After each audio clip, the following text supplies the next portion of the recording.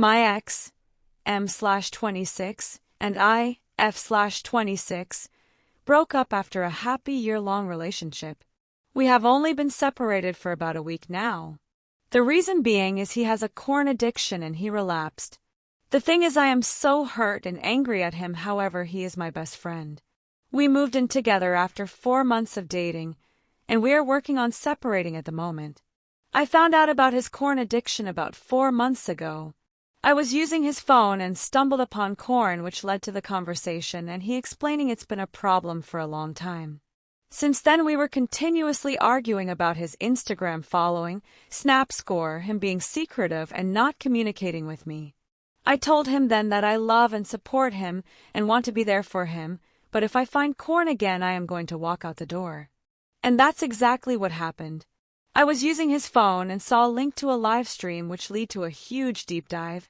I went absolutely nuts. I managed to then get into his computer, locked folder, every account ECT. What I noticed was it had progressed from normal corn to watching specific live streamers PM, and he was spending a decent amount of money on this. I looked at timestamps and I can tell he started in October again and it just progressed until December. During December he was doing it all day while I was working. I took screenshots and copies of everything, and that morning when he woke up I just laid it all right in front of him and told him we were done. He of course freaked out. I told him I'm here for him and that I love him, but that I have to stick to what I said. I told him to leave, but if he needed the house, it is still his house. He just has to ask before he comes by, so I can leave if I feel that to be right for me. I made sure he knew that I didn't think he was disgusting or hate him, but his actions in my mind defiled our love and that I can't be with him. I reinstated that he is my best friend, and that's part of why this hurts so much. He asked if we could just take a break. He explained that he was in a support group and that he couldn't get a hold of his sponsor anymore during October. He promised he would go to therapy and get back into the support group ECT. I told him I would love that, but that he needs to do it for him, not for me. I told him if he gets help he can ask me out again, but that it's gonna be a while and that I will need proof of the help. I could tell he's thinking that if he gives me the proof of going to a meeting or proof of therapy that I am going to go back to normal.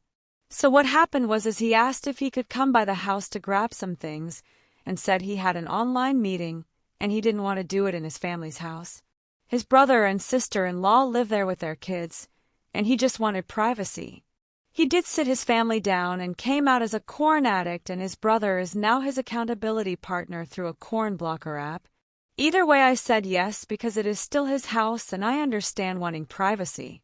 So I went to my friends. My friend and I of course talked about the situation. She is recently going through a breakup as well, and come to find out this night she and her fiancé broke up for the same reason. We were drinking and just sharing our stories, and both of us felt such a relief getting it out and finding someone we can trust to talk about this. She hasn't told anyone the reasoning, and I also have not had the balls to tell anyone either. While I was there, my ex texted me and asked if he could wait for me, because even though we aren't together, he values my opinion and wanted to show me some treatment options he is looking at. I know it's just a way back in, but the chance that it sticks and I get my friend back speaks louder in my head. So I agreed it was okay for him to wait. This is where I become the asshole. Meanwhile, I am as drunk as can be. I get my Uber home, and as I'm on my way there, I'm going through a whirlwind of emotions. I hadn't seen him for a week. I go from missing him to being angry at him, sympathetic, to hating myself, to just plain sadness until I saw him and the tears starting pouring. We talked honestly for about an hour about the treatment options.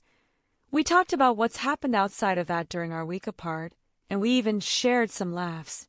We were straight cuddling at this point. I told him about my friend and was apologizing for telling her the details. He stopped me right there and told me it was okay, and that he is glad I have someone who understands and I can lean on. He told me to make sure I use my support group as far as friends and not to worry about his dignity. He gave me a little kiss and told me he had to go back to his family's. I just started bawling. I didn't want him to leave. He was the one who reinstated my boundaries, saying that this is what we decided. He said he missed me and thanked me for still being there for him, even though we aren't together.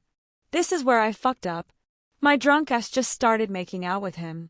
He again stopped and said, "I love babe, but I need to go back to my family's," and as he was getting up to leave I started crying more and asked him if he could at least stay the night. I said something of just wanting to feel wanted by him. He agreed to stay. He got ready for bed and crawled in with me. He gave me a kiss of the head, to which I started making out with him again, and we slept with each other.